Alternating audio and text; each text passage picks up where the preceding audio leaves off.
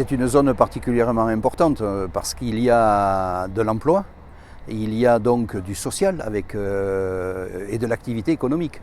Donc c'est quelque chose de très important. Et de voir qu'il y a une requalification de ce parc d'activité du Roubian apporte de l'attractivité. La zone du Roubian aujourd'hui ce sont 90 hectares à disposition des entreprises et aussi des activités commerciales. Et donc il était absolument nécessaire que la communauté d'agglomération remette à niveau cette zone pour pouvoir offrir de bonnes conditions de travail à celles et ceux qui y sont déjà présents et puis pour attirer d'autres prospects, ce que nous faisons régulièrement. Et donc c'est un effort conséquent, mais nous sommes soutenus pour cela et tant mieux par le conseil départemental des Bouches-du-Rhône, mais c'est un effort de la communauté d'agglomération à hauteur de 5 millions d'euros.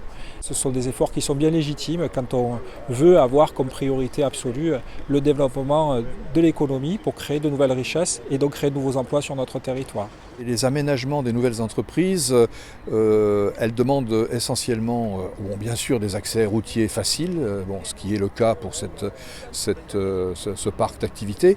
Elles demandent aussi d'avoir un environnement agréable. Et d'ailleurs, Jean-Louis Martin nous le rappelait régulièrement, son entreprise est agréable à voir et il souhaite que l'aménagement global de ce parc soit également justement par l'aspect paysager, un atout pour les entreprises qui viennent visiter et qui souhaitent s'installer. Alors la fibre est vraiment très importante et primordiale pour l'activité économique.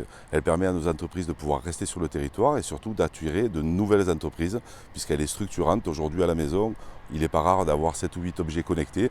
Donc imaginez dans l'entreprise, les besoins sont encore plus grands.